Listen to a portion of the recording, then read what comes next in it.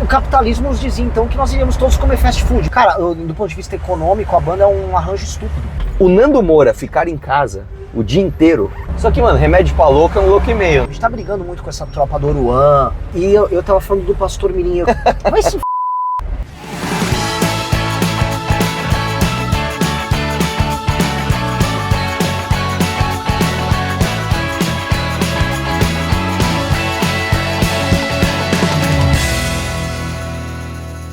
Pode ir. Fala, pessoal. Parece aquela cena de filme que o cara não consegue gravar. Vai, sério. É o seguinte, hoje nós vamos responder os nossos maiores haters. Não, o nosso maior hater. O nosso maior hater? Então hoje nós vamos responder o nosso maior hater no Papo Alfa de hoje, para garantir umas visualizações e fazer com que esse programa se torne uma referência de cultura para as pessoas que buscam entretenimento e ao mesmo tempo informações de qualidade. Pois é, vai dar problema, hein? E aí, esse Papo Alfa de hoje, Arthur, do que nós vamos falar? Vamos falar de... Cara, a gente pode falar de um assunto que você tem falado ultimamente? Isso que tem a ver até com o nosso adorável Wesley Lanogari, que adora também falar desse tipo de material. Ele que ele entra já até nos hormônios. Ele entra nessa questão hormonal, da tomada de decisão. Conscienciosidade? Eu acho esse assunto central e acho que vira quase um mini podcast nosso falando sobre isso enquanto vamos ensaiar. É isso aí. Na verdade é o seguinte, a primeira vez que eu tive contato com isso, cara, olha só que louco, eu tava com uma unha encravada, e aí eu fui numa podóloga, e aí na podóloga tinha uma revista lá, eu falei, preciso ler qualquer coisa pra me distrair, porque assim, não sei se já teve unha encravada. Já tive, uma vez eu tive que ir numa podóloga fazer tipo uma mini cirurgia. Cara, é assim, é muito aflitivo. É horrível. É horrível. Assim. Porque assim, não tem muito o que fazer não, É enfiar um bagulho lá e ficar tirando, cutucando tua unha, nossa cara, foi horroroso. E eu falei, deixa eu me distrair e pegar alguma coisa. Peguei uma revista e aí tinha lá um negócio. Alguém aqui no comentário vai saber quem é o cara que criou essa teoria, mas ele fala que existem consciências diferentes e que as cores definem cada consciência. Então, por exemplo, eu não vou lembrar exatamente, mas tipo assim, a consciência amarela é a pior que tem. Então o cara ele é um mendigo, ele não tem nenhum tipo de conscienciosidade, ele não consegue planejar o final do dia dele. Se ele tá com cobertor e aí ficou calor, ele não pensa que a noite vai ter frio, ele só joga o cobertor fora e sai andando. E existem, aí vai nos níveis, eu lembro que eu acho que a consciência mais foda que tinha era a consciência roxa, que eram as pessoas tipo os budas, os caras que pensam muito nos problemas do mundo e abrem mão de qualquer tipo de conforto imediato, esse tipo de coisa, né? E eu olhei e falei, cara, pior que faz sentido, e pior que faz sentido mesmo, é uma simplificação, mas faz sentido. Porque eu acho que eu falei isso na live já, né? O brasileiro, ele tem uma dificuldade tremenda de planejamento, se esse planejamento envolver disciplina. E o que é disciplina, se não você abrir mão de uma recompensa instantânea em prol de um propósito que só vai vir no futuro? Exatamente. Basicamente Na verdade, aquilo que a gente chama de cultura humana é quase sempre sobre isso. A cultura humana, se a gente perceber, o ser humano é um animal cultural, né? Inclusive, até de fazer o parênteses do parênteses, descobrir, botem aí na matéria, que alguns macacos no Brasil, lá em Minas Gerais, começaram a desenvolver a cultura ali naquele bando de macaco de usar ferramenta. Não, eu registrei isso na live. Ele lascou pedra para abrir fruta. Falei, cara, isso... Assim, isso é mais do que algumas pessoas conseguem fazer, cara. Se você pegar uma pessoa e largar ela de forma primitiva num lugar sem nenhuma comunicação, ela não chega sozinha a essa conclusão que se ela lascar uma pedra, ela corta uma fruta. Aquele macaco é um herói cultural. Aquele macaco, o grupo dele, né? Imagina a descoberta, né? Aquilo foi um grande fato, né? Pena que os seres humanos já existem, eles estão muito atrás, né? Mas é uma vitória cultural. E assim, a cultura é um conjunto de procedimentos que a gente pode falar, que são preservados ao longo do tempo, e para ser preservados tem que criar mais cultura ainda para que outras pessoas saibam isso. E antigamente você fazia isso através da oralidade, que é falar. Então as pessoas contavam histórias e repetiam histórias, e as grandes lendas, as grandes histórias eram contadas pelos anciões que passavam pelos mais jovens. E isso até criou nos agrupamentos humanos, vamos dizer, certos grupos, né, ou castas que a gente pode colocar, né, que eram baseados em manter o conhecimento, né? Os sábios de uma tribo, eles mantinham o conhecimento. E aí mantinham as histórias que explicavam o mundo, explicavam o papel deles nesse lugar.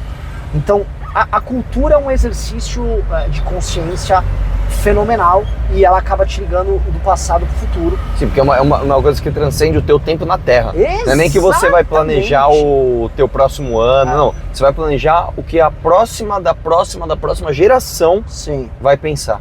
Então se a gente olha... Se você para pensar, desculpa, se você para pensar, tipo assim, o livro mais consciencioso do mundo é a Bíblia.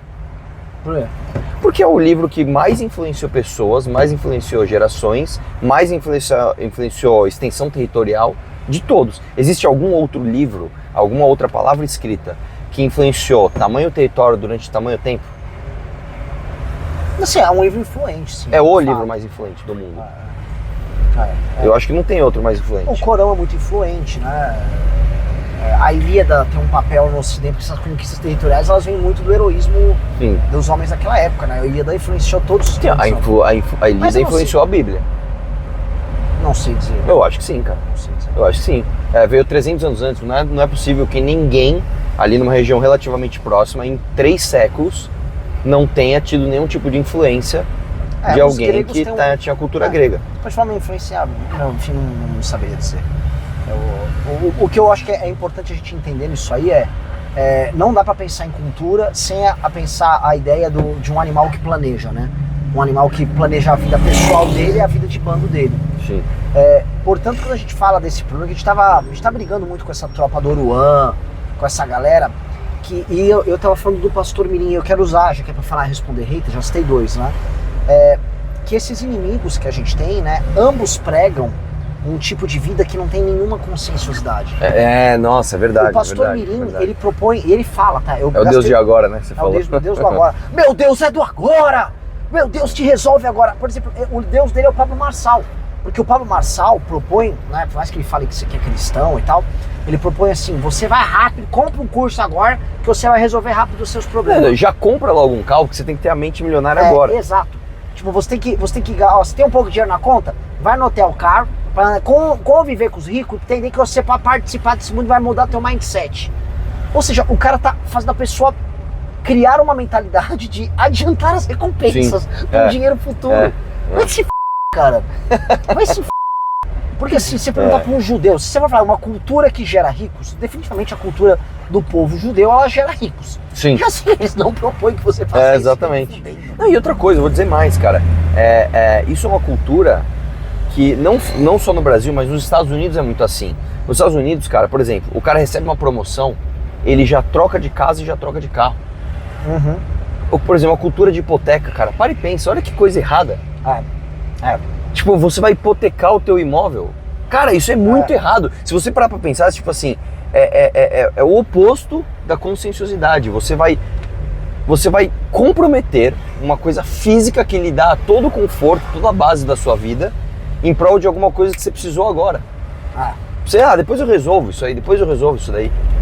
É a super procrastinação. É muito... Cara, você sabe que isso é uma coisa, cara, que até...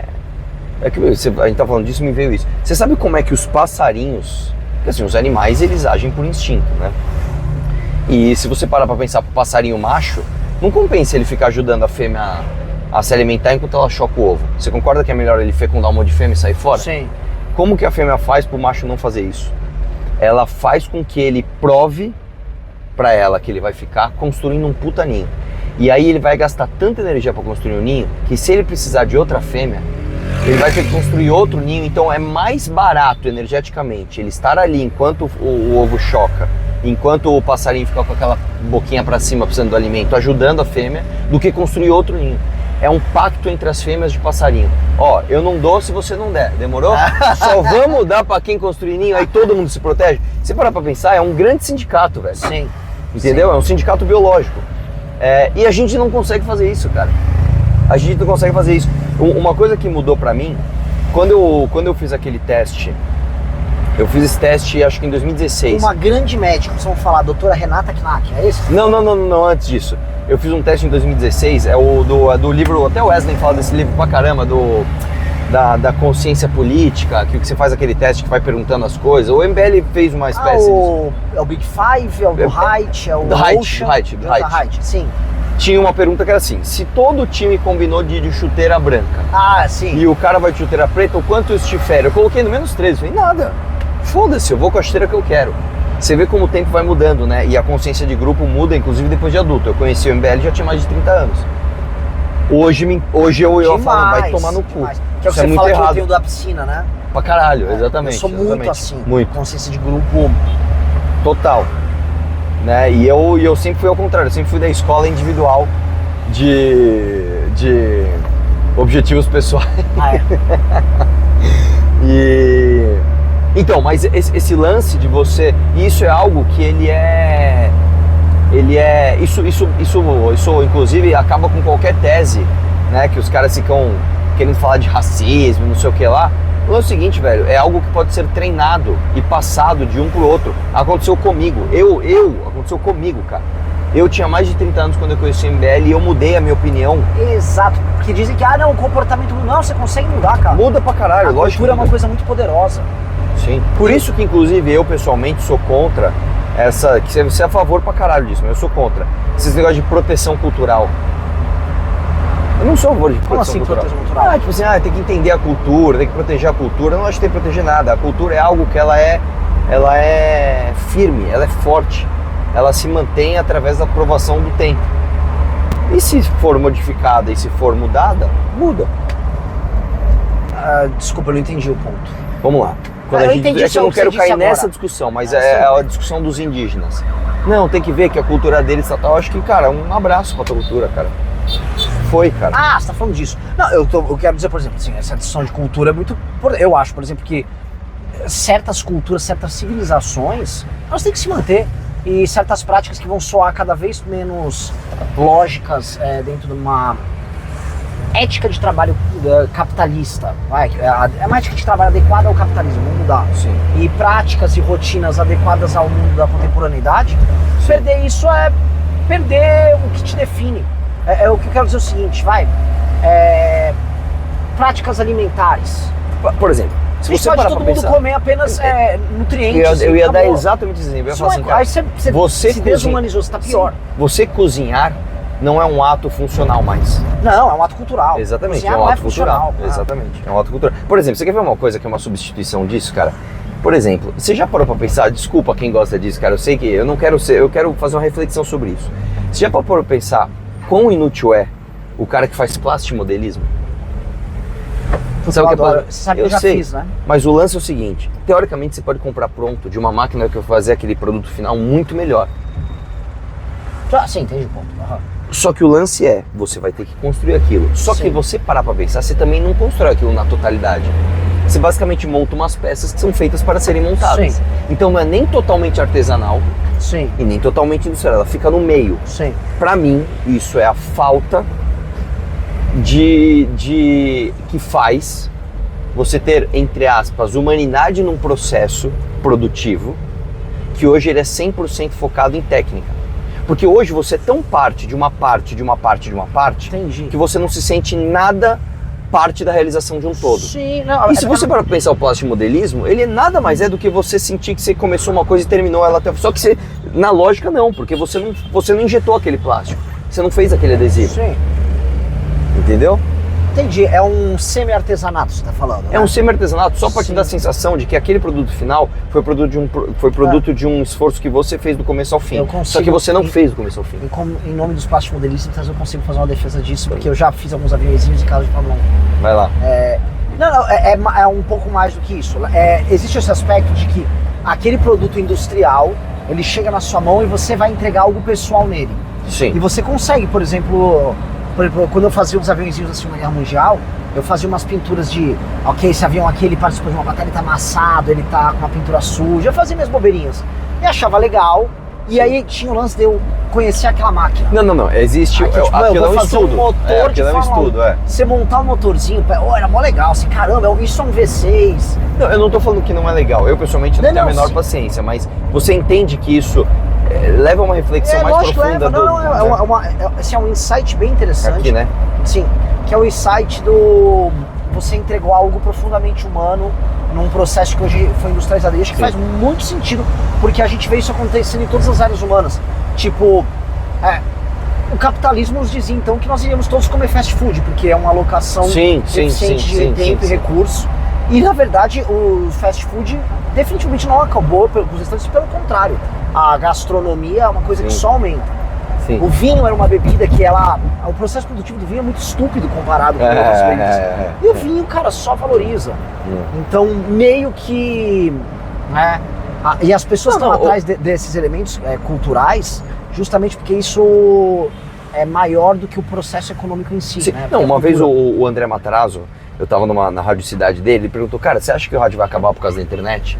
E eu falei que não, porque eu acho que o rádio ainda tem aquele aspecto romântico, que é quase artesanal, de todo mundo tá ouvindo a mesma coisa, e você depender da operação de um radialista e a qualidade do radialista fazer a diferença da sua experiência. Puta, você vai ficar puto que eu vou falar aqui, mas eu assisti uma entrevista do Rodrigo Amarante, do Los Hermanos, numa rádio, ele falou a mesma coisa, cara. A mesma coisa. Mas é antigo isso ou não? Não, isso é de 2016, 15, por aí. Será que foi antes ou depois na minha entrevista? Porque aí só falta falar que eu copiei ele, hein? Não copio não, mas assim... Não copio, mas porque é uma rádio portuguesa, completamente aleatória. Ah, tá. Porque aí o que eu falo? Eu falo assim, cara, por exemplo, o cinema não acabou com o teatro. Sim. A televisão em cores não acabou com o cinema. Né? Lógico, você vai guardando as proporções e tal, é diferente de uma coisa que é especificamente funcional. Por exemplo, o computador acabou com a máquina de escrever, óbvio, porque é uma coisa que é absolutamente funcional. Mas quando você pega coisas artesanais, por exemplo, a minha mãe, ela tem as cadeiras de Vime dela, da sala dela, que são feitas à mão. Que eu não gosto daquelas cadeiras, mas ela ama, porque ela olha para aquilo e vê o esforço de alguém que foi lá e passou. Sim. Minha mãe é artesã, minha mãe faz boneca, tudo e tal, né? Então, ela gosta de pensar que alguém ficou passando aquele negócio e fez aquela cadeira de Vime, né? Eu já, pessoalmente, como você me conhece, eu já não ligo para isso, mas isso é insubstituível. Digo mais, a gente tá indo pro ensaio. Banda é uma coisa muito pouco, quase nada funcional mais. Não, pouco, assim, não tem nenhum sentido. Inclusive eu vi um cara falando sobre isso. Cara, do ponto de vista econômico, a banda é um arranjo estúpido. Sim. Porque antigamente a banda de rock... ela tinha quase uma coisa funcional mesmo. Era, porque é o seguinte, primeiro, ela era feita com instrumentos elétricos de corda, que poderiam ser tocados em vários lugares, por isso que as bandas começavam em garagens, era tudo muito funcional. Sim. Cara, você junta seus amigos numa garagem e você vai pegar instrumentos que você regula a quantidade de volume que sai deles. Porque é muito difícil você tocar, eu vou tocar um trompete aqui bem baixinho. O trompete ainda especificamente dá. Dá? Você põe abafadores e tal, mas, por exemplo, você não consegue... um naipe de metais aqui. Isso é uma coisa que eu sempre penso, cara, desculpa, alguém que entende disso me fala. Eu fico pensando o seguinte, sabe quando você toma parabéns por alguma coisa que você não fez? E você, eu fico imaginando, imagina o cara que toca pratos numa orquestra. Tá lá o violonista, o cara do violoncelo, os malucos do oboé, aí o cara, minha vez, agora pessoal, mãe, agora... Ai, meu filho, cara. E é legal que ele tá com uma partitura gigante, que é tipo assim, vazio. Pausa, aí tem uma colcheia. Mas então, o lance é o seguinte, por que as bandas não são substituídas? Porque o ato de você ver alguém tocando é uma forma artesanal de se fazer música. Exatamente. Assim, o conceito banda de rock, ele é um conceito em si, ele está ultrapassado como fórmula pop, porque hoje é mais barato você simplesmente contratar um produtor que faz as músicas. Então você põe um CD, cara. Se você vamos ouvir Led Zeppelin, você pode ouvir o Led Zeppelin. Sim. Você põe o CD do Led Zeppelin, vai ouvir o cara original, vai ouvir a voz do Robert Plant. Por que você contrata às vezes o Led Zeppelin cover? Você vê outro ser humano fazendo aquilo, cara. Você ver outro ser humano fazendo aquilo, lhe dá prazer. E realmente essa busca por autenticidade, coisas verdadeiras, é um problema, porque hoje o mundo é muito simulacro de tudo, é tudo muito falso. Eu estou num carro de 1975, velho. É verdade. É verdade. Assim, o que é? Estou vivendo uma experiência de direção que uma pessoa em 1975, quando ainda existiu o Led Zeppelin, tinha. Né? Eu tô com uma guitarra aqui que ela surgiu nos anos 50. Por que a gente tá usando uma guitarra velha? Não, eu vou te dizer. Você sabe que tem... tá ligado Black Mirror? Um dos melhores episódios que tem, se não me engano, vou ver se eu vou errar, chama San Junipero, que eles vivem num futuro onde basicamente eles, vamos passar uma época, uma temporada nos anos 80, aí eles ficam vivendo os anos 80, com os carros dos anos 80 e tal, sabe? Vamos passar um pouco nos anos 50, vamos ficar, sei lá, 3 meses aqui nos anos 50, aí eles vão lá e ficam vivendo aquelas coisas. É uma super experiência que nós temos vendo, e aquilo me deu inveja, cara. Aquilo me deu inveja, cara. Você imagina que louco você poder entrar numa simulação onde você vai viver, sei lá, Mano, vamos ver um pouco nos anos 1600, só pra ver, vai. 2 horinhas a gente aguenta. 2 horinhas eu aguento, vai. 2 horinhas, como me der fome eu já vou ter que ir embora, mas tudo bem, vamos lá. Não é muito louco, velho? Isso é muito louco, velho. Eu tendo a achar assim, eu acho que em vida a gente vai ver esse tipo de experiência. Eu acho que não. Vai. Não. Eu acho que a gente vai ter simulações que vão chegar perto de ultra realidade virtual, mas não vai chegar perto o suficiente pra gente ter... Sabe, os aspectos tão assim, acho que não. É muito foda, cara. Cara, eu falo isso porque eu tô lendo o livro que o Wesley, inclusive, me indicou, o Comporte do Sapolsky, cara. Tipo assim, a gente tá engatinhando muito ainda em neurociência. Não sabe nada ainda, né? A gente não sabe nada, cara. A gente tá tipo assim, cara, como é que eu posso dizer? Imagina o seguinte, imagina que você é um português, você acabou de descobrir que existe alguma coisa do outro lado do oceano, você não sabe direito o que é, você não conhece as correntes marítimas, é isso, cara, em termos de navegação. Teu navio ainda é de madeira. Entendeu? Você nem descobriu o aço ainda. Falar hoje não, a inteligência artificial vai dominar o mundo ainda é uma estupidez bem grande. Não. Vai demorar muito. Cara, porque a neurociência, cara, ela tá só... Pra você ter uma ideia, cara, teve um debate que durou 60 e poucos anos, que foi resolvido agora, sei lá, uns 7, 8 anos atrás, que é se o cérebro tinha ou não a capacidade de criar novos neurônios. A gente não sabia, a gente não conseguia. E agora estão dizendo que os novos neurônios atrapalham. Ah, é? É. Tipo assim, era melhor que o cérebro não criasse. Porque a gente é mais eficiente em descobrir um novo caminho através de um neurônio que já existe do que criar um novo neurônio para aquele caminho. Porque às vezes ele também não completa a corrente inteira. Então, beleza, caiu um pedaço aqui. Não é só isso, às vezes caiu um... Vou dar um exemplo bem esdrúxulo, tá? Vamos supor que a gente tem uma cadeia de 10 neurônios aqui, aí queimou. Aí você cria 2, só que você não cria os outros 8. Então a informação vai e não continua. Então era melhor que não tivesse esses 2, entendeu? Pra informação ir pro lugar certo. Eu tô falando de uma forma super grosseira, mas é basicamente isso. Então, cara, a gente tá engatinhando demais, cara. Tá muito no começo, cara. E essa é uma ciência que, cara... Imagina você descobrir a ciência dos sentimentos, cara. Isso é louco, é muito difícil. Os caras estão descobrindo agora que os hormônios têm funções contraditórias. Ao mesmo tempo que a ocitocina é o hormônio do amor, ela é o hormônio da intolerância. Caramba! A ocitocina, ela te faz ter mais nojo de pessoas que não parecem com você. A ocitocina te faz mais racista. A ocitocina? Bom, só pra avisar aqui o pessoal das esquerdas, eu fiz um exame e eu tenho déficit de ocitocina. Logo, você é o último dos racistas. Eu sou zero racista. Mas, novamente, como o cérebro humano ele é muito complexo, a real é que todas as pessoas, não só brancos ou negros, todas as pessoas, elas são, eu vou chamar o seguinte, elas são exclusivistas no sentido, você só não sente... Quer falar disso? É legal, não, é neurociência, é chato esse Eu vi o Wesley postando sobre isso, de que as pessoas, elas fizeram testes, inclusive as pessoas têm predileção por pessoas que se parecem com elas, inclusive a questão do tom de pele existe como uma predileção natural. Sim, mas eu nem estou falando disso. Uma coisa interessante é o seguinte, olha que louco. Você sabe que você nasce com medos intuitivos. Por exemplo, medo de leão. Você não aprendeu medo de leão, medo você de já cobra, nasceu sabendo, você já louco. nasceu. Só que, por exemplo, você tem medo de ficar sem dinheiro. Você aprendeu esse medo. Sim. Esse medo ele não é um medo natural. Da mesma forma, são caminhos diferentes. Então você tem o medo natural, que ele vem do sistema límbico, é tipo automático, e você tem o medo que é antinatural, que é o medo cultural, aprendido, que é o medo cognitivo. Quando você supera um medo, você não esquece o medo, você suprime o medo. Então vamos lá, se eu pegar e te mostrar uma foto de uma aranha, o seu cérebro ele não vai simplesmente falar eu não tenho medo, ele vai falar muito rápido, uma aranha, cuidado, só que a sua cognição vai falar assim, calma, segura porque isso é só um papel com uma imagem de uma aranha. O lance é que nós sentimos isso com pessoas.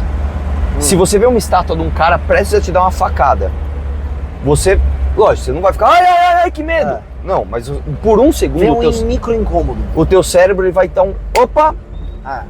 E aí existe uma coisa que é o seguinte, quando você encontra pessoas muito diferentes de você em todos os aspectos, tamanho, jeito de falar, expressões corporais, tom de pele, tamanho do cabelo, tudo, né? Tanto que, por exemplo, as tribos quando elas se tatuavam, tal, né, é uma forma visual de você se sentir à vontade com os seus, né? Você fica o tempo todo ativando esse sistema. Olha uma coisa diferente. Não, tá tudo bem. Olha uma coisa diferente, não tá tudo bem. Isso causa cansaço, isso causa estresse. Ou seja, não é à toa que quando você tem maior troca social você tem maior estresse. Os maiores estresses estão nas grandes capitais porque você simplesmente cruza com muitas pessoas o tempo todo. Muito diferente se você... Muito diferente. É diferente de você viver na roça. Você entende? Aliás, a gente pode fazer uma ligação disso com um hater nosso, cara. Olha que louco. O Nando Moura ficar em casa o dia inteiro faz com que ele não tenha o seu cérebro treinado e submetido a esse tipo de estresse. Por isso que quando ele vai num debate, ele encontra o cara da câmera, agora o cérebro dele já tá drenado. Ele já tá fudido antes de começar o debate. Olha que interessante. Entendeu? Você precisa se acostumar com isso. O tipo de pessoa vai ser um pouco mais intolerante com relação ao diferente, porque sempre exatamente. Vai ativar muito aquilo. E não é que ativa o tempo todo, ele fica cansado, mas ele se acostuma. Ele não ativa. Então quando ele ativa muito forte. Entendeu? Cara, esse livro é grande, tá? 700 e poucas páginas aqui, pra mim, assim, é tipo correr uma maratona, porque eu tenho dificuldade em leitura. Mas eu tô me esforçando pra ler, porque o livro é incrível, cara.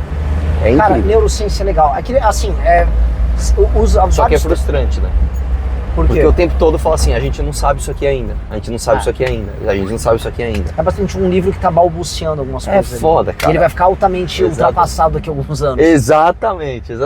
Então, assim, é uma coisa que é frustrante, porque é tipo astronomia. Os caras demoraram, tipo, muito tempo pra descobrir um negocinho. Tipo, a composição de um novo país. Cara, que esforço. Agora a gente sabe que a composição é isso, tá bom. Tipo, e aí nada. É bem frustrante, cara. A ciência, especialmente pensar a longo termo, ela é uma coisa muito louca. Muito louca. Agora, pra meter o jovem místico aqui, jovem não, tenho 41 anos, ao homem de meia idade místico aqui, é impressionante como as intuições filosófico-religiosas, elas apontam muito lá na frente para essas grandes respostas que a ciência tenta trazer. Sim. Eu tava vendo uma coisa muito louca, né, que tem a ver com neurociência também, que estão comentando que o que o Freud dizia que é a divisão do cérebro, a divisão da mente, né, não cérebro, da mente em 3 camadas, que é o ego, o id, enfim, são as 3 camadas da mente, ela pode ser explicada fisiologicamente no cérebro. Você tem essas 3 funções delimitadas e existem áreas. E é de dentro para fora.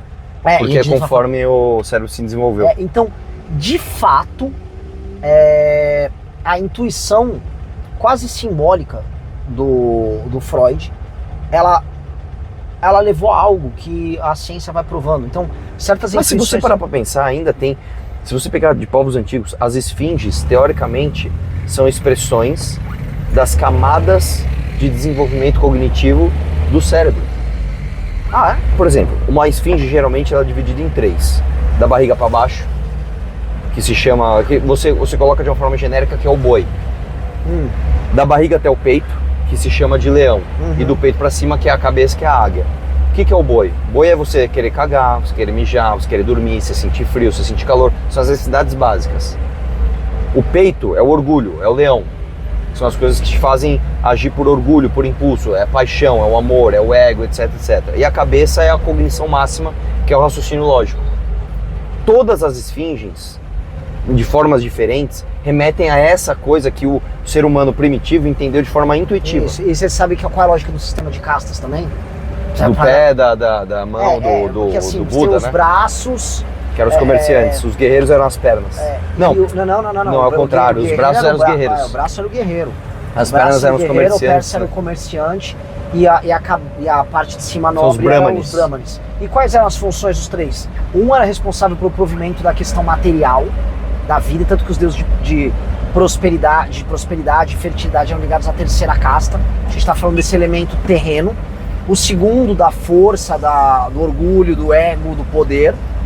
E o primeiro do planejamento, e também em última instância da acesso ao divino. Isso. Então, essa divisão os antigos já entendiam de maneira muito, né? Então, como os antigos já... você pode pegar os gregos que, sabe, a descoberta do átomo. Sim. Dos gregos, sabe? Sim. A gente vai chegar em alguma unidade, algum tipo de unidade indivisível. Lógico que eles vão lá falar algumas coisas que hoje a gente considera besteira, mas essa questão o indivisível, a unidade. Não? Você sabe uma coisa curiosa do átomo? Você sabe de onde vem a palavra daltônico? Não. Um cara chamado Dalton, que foi o primeiro primeiro cientista que descobriu os pesos atômicos. Só que ele não enxergava a cor. Ah, é? Aí virou a doença de Dalton, virou daltônico. Caralho. Ele foi o cara que descobriu os pesos atômicos e ele que colocou o peso atômico do hidrogênio como 1. E a partir daí ele foi descobrindo outros pesos. Ele estipulou, o hidrogênio é 1. A partir do 1 você vai A partir do 1 derivando. você vai pegando todos os outros. Ele descobriu acho que 18 ou 19 pesos atômicos, cara. E isso eu acho genial, assim. Não, olha, posso falar, essa parte da química e da física, Sim, cara. assim, incrível. você está Pra mim, especulando, depois testando coisas que você não cara, vê, sem instrumentos de, sabe? Isso é muito não. louco. Cara, você pega a história dos caras medindo a circunferência da Terra. Mano, vou pegar uma coisa besta. O experimento das sombras. Ah, lógico. Olha que raciocínio Os caras simples descobriram e que a Terra era maravilhoso, redonda, né? velho. Exatamente. O cara falou, mano, eu acho que essa porra é redonda, velho. Vamos ver se é redondo. Põe um pau aqui. Vai lá pra casa do chapéu. Põe lá. Me fala a sombra. Pô, deixa eu fazer um cálculo aqui. Caralho, é redondo mesmo. Cara, é muito louco, cara. É muito louco isso, é muito louco isso, é muito louco. Eu vi acho, um cara... filho da puta hoje falar que a Terra é plana, cara. Cara. Não chama esses caras de filho da puta porque eu descobri que o Super Xandão é terraplanista e ele é mó gente fina, velho. Ah, é? Você já viu os vídeos? Então eu vou meter o Nicolas, mas só cada um estuda o que quiser, então. Ele tem esse argumento que faz sentido, né, se parar pra pensar. Eles têm um ponto lá, isso aí. Eu falei com o Super Xandão, ele falou que quando vier pra São Paulo vem conhecer a gente. Ele é mó legal, cara. Eu vi, eu assisti. Eu gostei muito das lives dele. Ele é muito ele é um louco. figuraça, esse cara. Ele é muito engraçado. Você sabe que ele encontrou o Sérgio dos Foguetes, né? Ah, é? É. E aí ficou. É engraçado que assim, os dois meio que se metiam um pau no outro. Não chegava a tretar, né? Mas um ridicularizava o outro. Ah, o terraplanista, o terrabolista, não sei o que lá. Não diretamente um ao outro, né? Mas. E aí quando eles se encontraram, os caras. Sabe quando o cachorro põe a orelha pra trás, assim, com aquela cara tipo. Aí os dois estão meio assim, tá ligado? Não, tá legal, tá muito engraçado, velho. Você é um terrabolista? Cara, você sabe que uma vez um cara ligou no gabinete e o Ravena atendeu, né? A Ravena começou a chamar, vem todo mundo. Esse vídeo tá aí na internet, tá? A gente filmou, mas o cara já tava filmando a gente. Ele já ligou pra fazer uma pegadinha. Foi bem na época do Derrete MBL, aí ele pôs um Viva Voz. Porque ele ligou pra meter o pau no gabinete e fazer um vídeo. Só que, mano, remédio pra louco é um louco e meio, né? Sim. Aí o Ravena começou. Não, porque é o seguinte, meu, o Arthur, eu gosto muito dele. Trabalho aqui com ele, o Arthur é um cara de bem, o Arthur é um cara maravilhoso. Só que, meu, o Arthur ainda cai nesses papos de NASA. Sabe, o Arthur acha que a Terra é uma bola flutuando. Aí o cara foi tateando, entendeu? Ele falou, mas, pô, você não acha que é também? Meu, eu sinceramente eu não sei, mas eu acho que não faz sentido, né, velho? E ele começou, aí quando o cara sentiu vontade, ele soltou a rédea mesmo. Porque realmente, você para pra pensar, não é do interesse da NASA que a gente ache isso e aquilo outro. Mano, o vídeo, e ficou maravilhoso isso. Aí o cara postou, achando que ele tinha me desmascarado. Ele postou o vídeo, cara. O cara postou o vídeo, velho. Tipo, liguei no gabinete do Arthur, mano, pra cobrar ele. Olha o que o próprio assessor falou dele. Tipo assim, mano, pelo amor de Deus, velho. Né? Tipo, o assessor já é contra o terrabolismo do Arthur. O assessor do Arthur diz que ele acredita na NASA. Tipo, mano, é muito bom isso, muito bom isso. E pensar que, assim, caras como ele estiveram no poder. Exatamente. Porque a gente não pode simplificar o que aconteceu no período do Bolsonaro. Sim. Uma galera que defendia essas coisas, inclusive participou do governo. Sim. Olavistas. Cara, a Damares era ministra. A Damares, cara. A Damares, velho. A Damares, tipo, ela foi uma ministra de Estado. Ela tem no currículo dela assim, ministra de Estado. Aguarde, Damares, o pastor Mirim será ministro de Estado um dia também. Eu também acho. Ele tem tudo, cara. Ele tem uma inteligência verbal boa. Sim, ele é picareta, ele é bem arrumado. Já tem os fiéis, cara. Já tem os fiéis que bancam a operação ainda. Então, cara, ele só precisa da idade. Não, um país que... Foi você que mostrou o do Sheila, né? Você tem cara de Sheila, como você chama? Sheila? Sim, ele só fica quieto, ele só sai andando assim. Só comentando aqui, galera, assim, porque eu tô falando do pastor Mirim, né? E o truque dele de ficar falando em línguas enquanto fica fazendo as picaretagens dele. E aí fala, Renan, mas pô, a turma pentecostal acredita... Olha, eu não vou desrespeitar a fé de ninguém, mas uma coisa que você pode pegar cara, se você tá falando em algumas línguas antigas, você deve utilizar então fonemas e estruturas de comunicação comuns àquelas outras línguas. E isso, do ponto de vista linguístico, é bem datado. Então, um cara utilizar, por exemplo, uma estrutura de fala comum ao português e dizendo, na verdade isso é outra língua, provavelmente ele não está falando uma outra língua, ele está misturando sílabas em português que ele tem conhecimento. Uma coisa que você pode pensar é o seguinte, ó. Pensa só. Pra quem não precisa ser um linguista para entender o seguinte, se você vai falar em russo, o que você pensa? Você vai falar em americano, there is no way eu falei o quê? Inglês em americano. Eu falei, nossa, em americano é foda, hein? Se você vai falar em inglês, ou da Inglaterra, ou americano, você vai falar esse é o americano. Você vai falar isso aí. Se você falar em português, sei lá, eu, patabanchão, né? Esse é uma coisa muito portuguesa. Veja se não é uma coincidência. Geralmente quem fala em línguas fala de uma forma que parece a língua natal dele. Lógico, porque é uma coincidência isso? É o repertório que ele tem. Exatamente. O lance, assim, se você for falar uma língua, sei lá, semítica de, sei lá, 3.000 anos atrás. Tá, beleza, saiba que sim, você vai estar usando recursos linguísticos e estruturas de fala que são muito incomuns para você. Então se o cara apresentou isso, você vai falar, pô, isso aqui tem um fenômeno. E aqui assim, pode ser que realmente aconteça, e acho que eu não vou duvidar da fé dos outros, mas dito isso, quem não apresenta esses recursos, é difícil que eu vou falar, eu acho que o cara tá...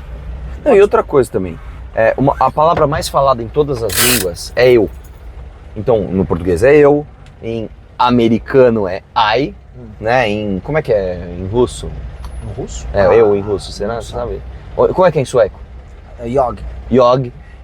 Em alemão, ich. Ich, Então, repara o seguinte, a palavra mais falada em qualquer língua é eu.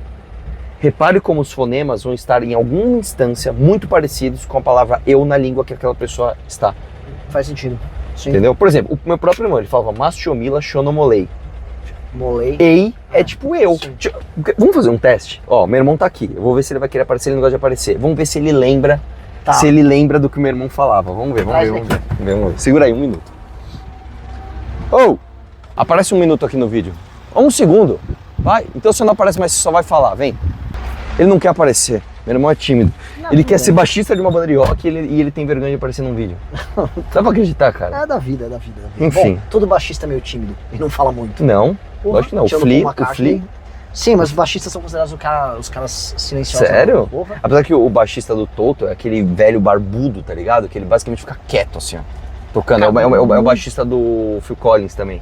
Ele é um ícone do baixo, eu esqueci o nome dele, é um velho bem barulho. Ele parece o Gandalf. Ele fica parado no palco assim, ó. O John Deacon do Queen, ele era tão tímido que ele entrou numa depressão e ele vive hoje enclausurado em casa. Cara. Sabia disso? Bom, Mas isso. assim, começamos com Curiosidade, terminamos em depressão. E valeu a todos, espero que tenham gostado desse papo alfa. Um papo, assim, caótico, mas divertido. É isso aí. Valeu, amigos. Fomos.